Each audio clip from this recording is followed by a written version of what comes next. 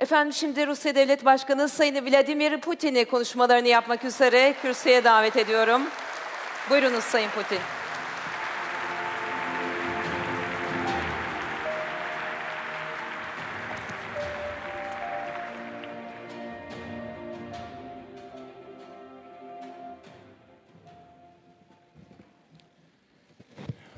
Уважаемый господин президент Эрдоган, Your Excellency President Erdogan, dear colleagues, dear presidents, Your Excellency Prime Minister, Mr. Kim, dear colleagues, ladies and gentlemen, I am glad to have this opportunity to address such a reputable international forum. I believe that against the backdrop of a difficult global economic situation, meetings and negotiations within the framework of the World Energy Congress are a good opportunity for professional, engaged discussion of acute problems related to the current state of energy sector, as well as their impact on the world economic growth outlooks. Our common goal is to provide for access for all the people in the world, as it has been mentioned, to modern energy sources. Let me remind you of the fact that today as many as 2 billion people in the world have no access to such resources. It is important to remove energy-related restrictions towards global economic growth and development, so that day-to-day comforts of our civilization, such as electricity, light and heat, could be available for the population of the poorest countries in the world. One cannot but mention that the current situation of global energy markets, first of all, the world hydrocarbons markets, has undergone profound changes recently, with over than twofold price slump. Many even started saying that the age of hydrocarbons is coming to an end, that it is already high time to get readjusted to alternative energy sources. I believe that as of now, there are no real grounds behind such far-reaching conclusions, at least as of now. Yes, indeed, humankind is moving towards green energy.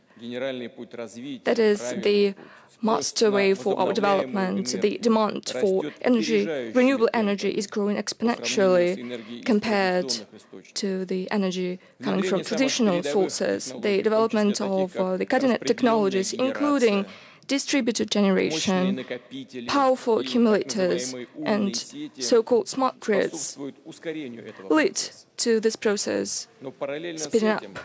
But at the same time, oil and gas consumption continues to increase, although at a rate slower than before.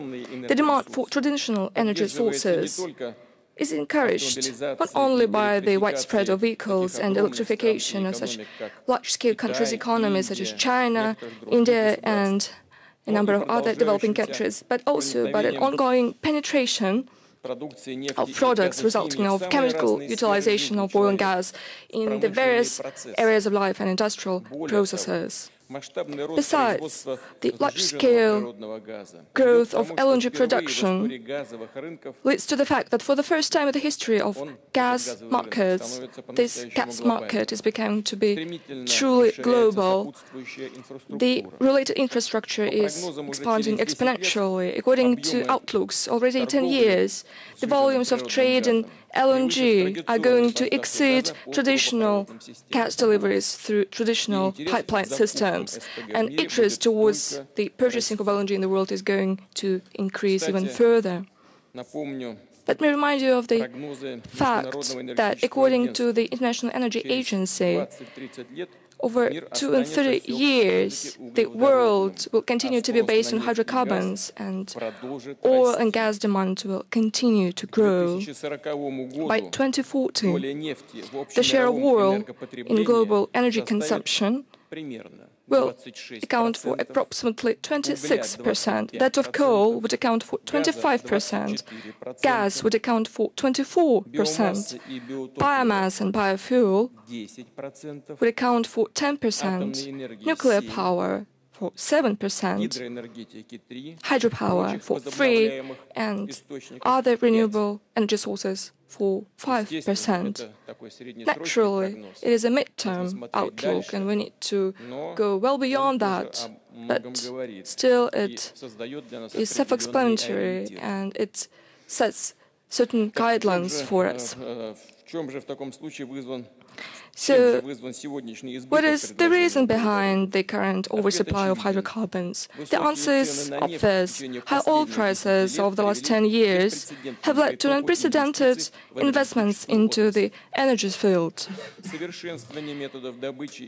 improved methods of the production of hard-to-recover oil, together with facilitated access to financing, led to the development of new deposits that were deemed to be unprofitable before.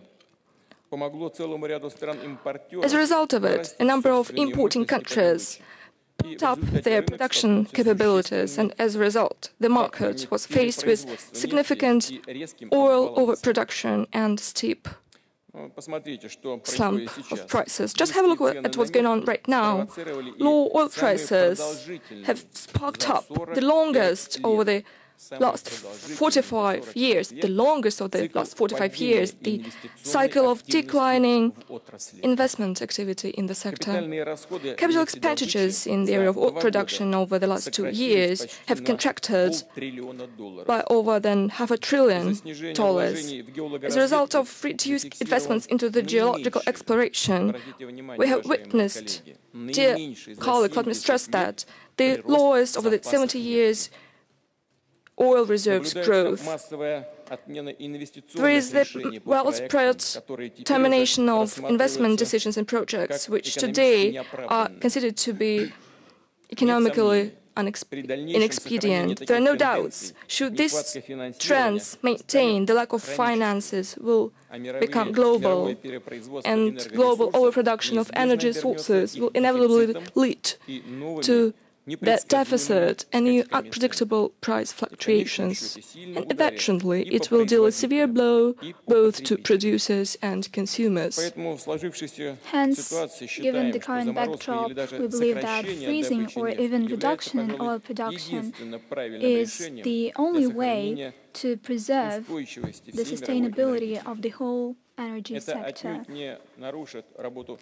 It will not impede the work of market mechanisms by far. On the contrary, it will speed up the market rebalancing. Russia stands ready to join common efforts to limit oil production and urges other oil exporters to do so as well. We support the recent OPEC initiative aimed at fixing oil production limits, and we expect that at the OPEC meeting in November, this idea will be put into specific arrangements that will send a positive message to both the markets and investors.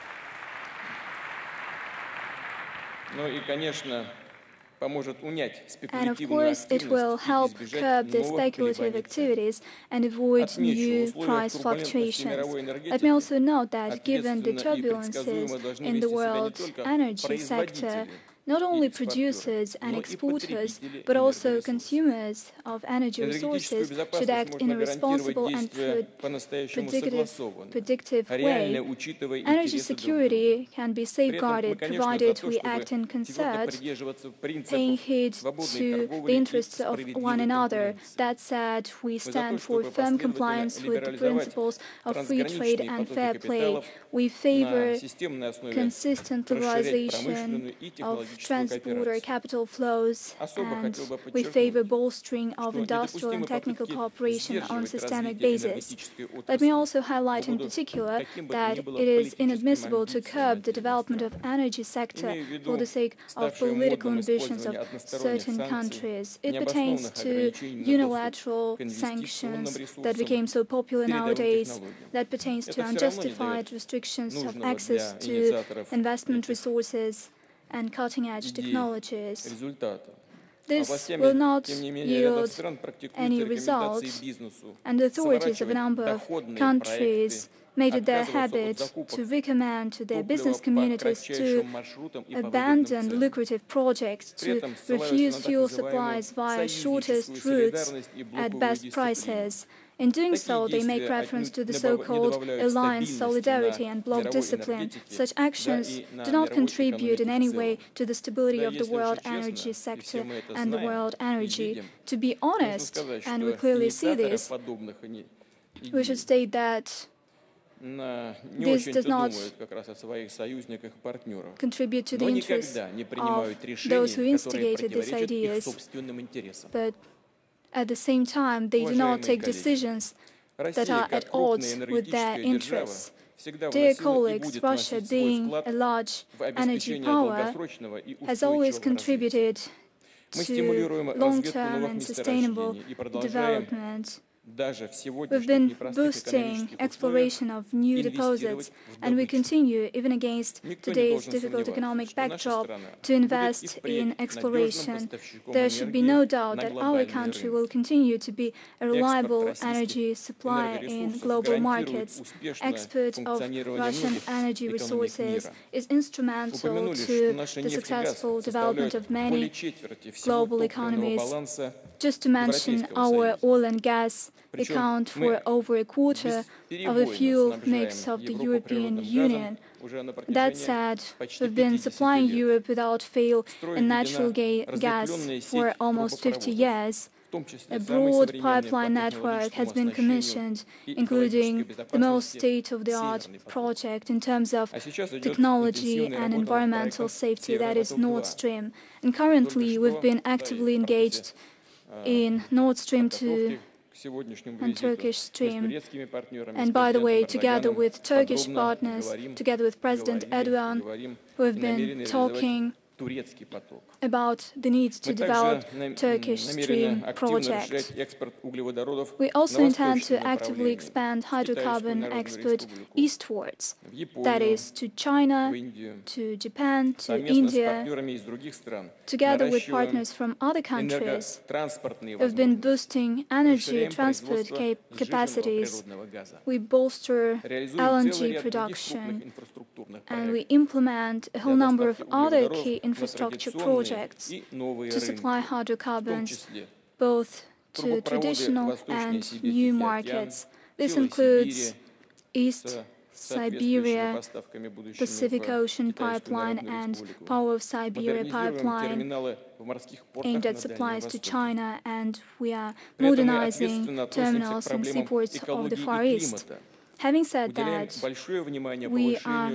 we take responsible approach when it comes to environment and climate. We attach great importance to increasing the share of clean energy, namely hydro and nuclear generation. We enhance state regulation of greenhouse gases emissions, and we seek to ensure prompt and efficient emission reduction in line with Paris Agreement.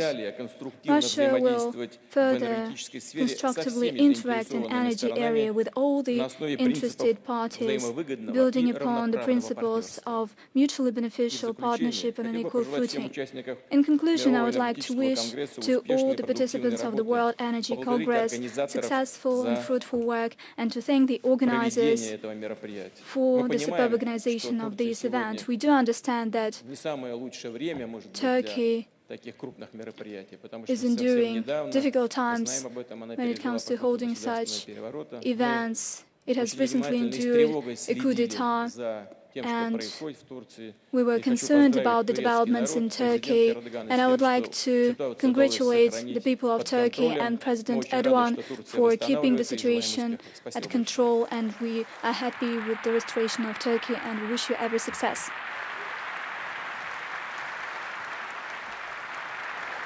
Esteemed President, thank you very much.